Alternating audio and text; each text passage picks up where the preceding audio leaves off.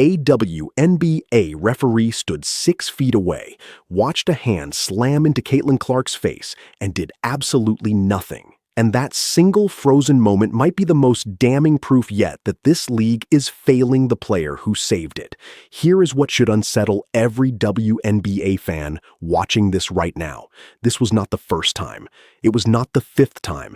And by the time this video is over, you are going to see a pattern so long, so well documented, and so consistent that you will stop asking, was this one call missed, and start asking something much harder.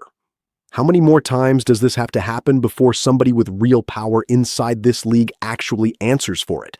Stay to the end, because there is a piece of reporting later in this video involving the commissioner of an entirely different sport that changes how you look at everything that came before it. Before we go further, hit subscribe. This channel breaks down the biggest controversies in women's basketball with real sourcing, not just outrage clips stitched together. If you want the full picture on Caitlin Clark, the officiating crisis, and where this is all heading, stay with us. Let's start with the moment that reignited this entire conversation. Indiana Fever guard Caitlin Clark drives toward the basket. New York Liberty forward Breanna Stewart rotates over from the weak side to contest the shot. Stewart gets a piece of the block, and her hand follows through directly across the side of Clark's face. The broadcast replay shows the contact clearly, more than once, from more than one angle. No whistle, no huddle, no review. The game simply continues as if nothing happened. This came during Indiana's win over New York, and it was not a small moment buried inside a blowout. It spread across social media within minutes because of how obvious the no call looked on replay, and because of everything that had already happened before it. Here is the detail most short clips leave out, and it is the detail that actually matters if you want to understand why fans reacted the way they did. That same night, only 90 seconds into the game, Clark had already picked up a technical foul, not for arguing, not for showing anyone up, but immediately after crashing hard into an illegal screen from Jonquel Jones that officials never whistled in the first place. Clark said afterward that when she asked why she'd been hit with the technical, she was told it was for clapping her hands in frustration. That was her 6th technical of the season. Under WNBA rules, 2 more would trigger an automatic 1-game suspension. So inside that single game, Clark absorbed an uncalled screen, was punished with a technical for reacting to it, and then took a hand across the face later in the same game that also drew no whistle from anyone on the floor. Indiana still won that game by 20 points, but the win was not what fans were talking about afterward. The officiating was. Fever head coach Stephanie White reportedly did not request an explanation from the officiating crew after that game for either the missed screen or the technical foul assessed to Clark, and that detail is exactly why so much of the anger online was not only directed at the referees.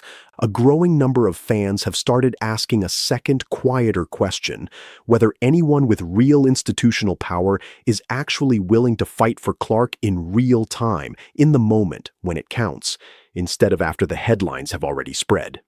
Now, in fairness to the officials for a moment, basketball is fast. Contact is constant, and not every no call is part of some grand conspiracy. A defender contesting a shot is allowed to make a legitimate play on the ball, and incidental contact afterward does not automatically turn into a foul just because 2 bodies collided. That is a real basketball principle, and it deserves to be said honestly rather than waved away for the sake of outrage. But the standard is supposed to change the moment contact lands on the head or the face. At that point, the crew is supposed to at least ask the question, gather, look at the replay, confirm it was incidental instead of assuming it. What frustrates fans watching these clips over and over is not that the call could have gone either way.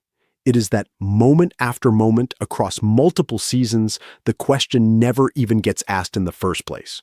And once you go back through the last 2 years of Caitlin Clark's career, you start to understand exactly why this one clip hit differently than a normal missed call would. Rewind to the summer of 2024, Clark's rookie season. In one of her earliest high-profile moments as a professional, Chicago Sky guard Chennedy Carter delivered a hard, blindside shoulder check into Clark well away from the ball during a dead ball inbound sequence with no basketball reason behind it whatsoever. Officials on the floor called it a common foul in real time. The league reviewed the play afterward and upgraded it to a flagrant foul. Carter defended the hit publicly, describing it simply as a basketball play. Not long after, in a separate matchup against that same Chicago Sky team, Angel Reese caught Clark in the head on a block attempt near the rim. Clark hit the floor hard again. That incident, too, was upgraded to a flagrant after a league review. 2 flagrant fouls, both against the same player, both from the same franchise, and both only elevated after the fact by league office review, not called live in real time by the 3 officials standing on the court watching it happen. Then came May of 2025, Indiana trailing New York by 2 points in the closing seconds of a tight game. Clark has the ball with a real chance to tie or win it. Liberty guard Natasha Cloud leans into her and pushes a shoulder into Clark hard enough to knock the ball loose from her hands. No whistle. Game over. Clark immediately turns to the nearest official, arms raised, visibly furious, and begins arguing before the horn has even finished sounding. Her teammate, Sophie Cunningham, storms over to back her up.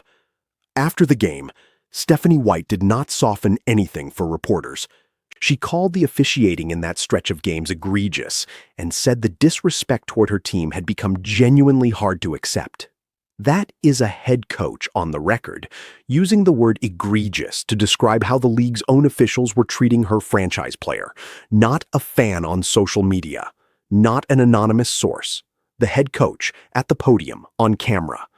Now fast forward again, past an entire offseason of promises, all the way to June 24th of 2026.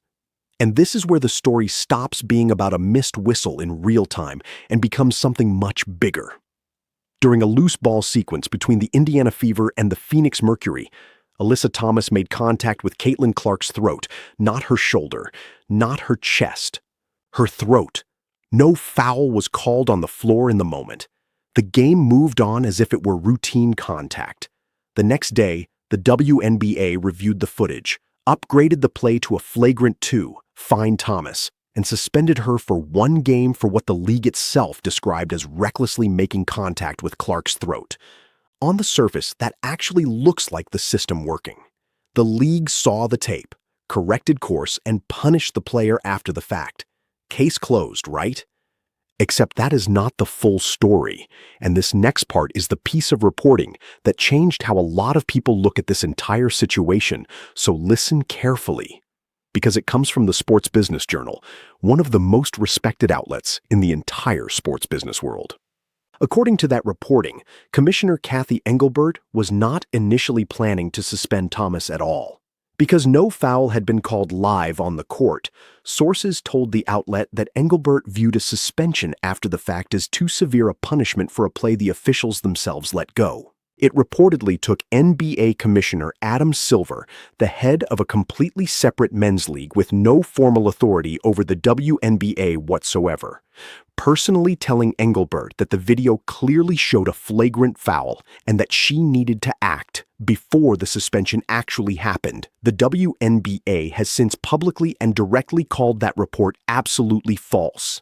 And when Adam Silver himself was asked about his alleged involvement at a public business summit, he declined to confirm or deny it directly, instead saying that he believes Clark has become something like a political football in the public conversation, and that, in his view, this particular situation was never really about officiating at all. So take a step back and actually sit with that for a second, because both possible versions of this story are uncomfortable in their own way. Whatever you personally believe, the WNBA's flat denial, or the Sports Business Journal's sourcing, the fact that this story exists at all that it was reported by a serious business outlet and then had to be publicly and specifically denied by the league tells you something important about how fragile trust in this entire process has already become.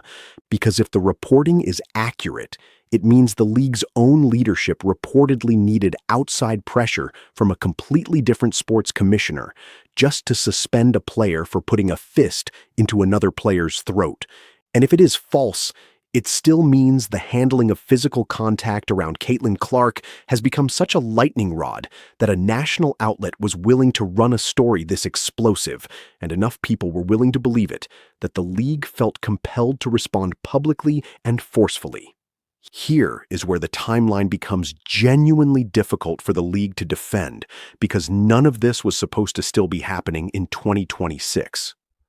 Back during the 2025 WNBA Finals, Commissioner Cathy Engelbert stood in front of cameras and, for the first time, publicly admitted that officiating had become one of the league's biggest ongoing problems. She announced a task force made up of coaches and executives, built specifically to address complaints about excessive physicality and inconsistent officiating across the league. The league also brought in longtime official Eric Bruton as a new referee performance and development advisor. There were public promises about protecting players at the point of attack, about restoring freedom of movement, and about raising the overall standard of how the game gets called. Now here we are, roughly 2 months into the 2026 season, and Stephanie White is once again publicly calling the officiating unacceptable. Caitlin Clark herself has directly called for full-time, professional referees, not as a bonus or a luxury, but as a basic structural fix to a system she says is embarrassing itself on national television, week after week. And the failures have not been limited to Clark's games alone. The Chicago Sky were reportedly informed after a June game against Dallas that 3 separate officiating calls in that single contest were incorrect. Not one call. 3, in one game, confirmed by the league itself after the fact. In a different Fever game, officials failed to notice that guard Kelsey Mitchell had already fouled out and allowed play to continue before Indiana could even substitute her off the floor. USA Network analyst Megan McPeak called that gross unawareness live on the broadcast. WNBA legend. Tamika Catchings, sitting right next to her, said flatly that it should never happen at this level of professional basketball. And it is not only Clark's own teammates and coaching staff raising alarms about this. Minnesota Lynx star Napheesa Collier delivered one of the most pointed public critiques of Engelbert's leadership on record, publicly accusing the commissioner of dismissing officiating concerns for years while the same problems kept repeating. Lynx head coach Cheryl Reeve was hit with the largest fine in league history after an outburst and ejection tied directly to a no call that left her own star player writhing on the floor in visible pain. The WNBA even set up a direct texting system so head coaches could send feedback to officials after every single game. According to reporting from The Athletic, multiple coaches say the system has barely changed anything about how games are actually called on the floor. So line all of that up for a second. The task force, the new advisor hire, the texting system, the public promises made on camera in front of the entire league's media. Now place all of that next to Chennedy Carter's uncalled hit in 2024, Natasha Cloud's uncalled push in 2025, Alyssa Thomas's throat contact, reportedly needing outside pressure just to get suspended in June of 2026, and Breanna Stewart's uncalled hit to the face in July of 2026. You are not looking at a random string of unrelated bad nights spread across different teams. You are looking at the exact same conversation happening over and over again with different names attached to it in different months, while the institution that is supposed to be in charge keeps insisting, publicly, that it has already fixed the problem. There is also a human cost buried underneath all of this that rarely gets discussed, and it deserves a real moment here rather than a passing mention. Think honestly about what it actually does to a professional athlete, night after night, to drive into contact expecting a whistle and repeatedly not get one. over time, that changes how a player plays the game. It changes when she starts arguing, how quickly she argues, and how the story afterwards stops being about the missed call itself and starts being about her reaction to it instead. That is exactly the trap Caitlin Clark has been caught inside for 2 full seasons now. Technical fouls stacking up not for genuine misconduct or unsportsmanlike behavior, but for visible frustration at a system that keeps declining to blow the whistle at the exact moments when it matters most. And here is the uncomfortable business reality sitting underneath all of this, the part that almost nobody at league headquarters wants to say out loud in public. Caitlin Clark did not just join the WNBA 2 years ago. She transformed the entire economics of the league in real time. Arenas that used to draw a few thousand fans on a good night now sell out months in advance in cities across the entire country. National television deals have been reshaped in dollar terms around her specific presence on the floor. An enormous, brand new, casual audience discovered women's basketball for the first time because of her.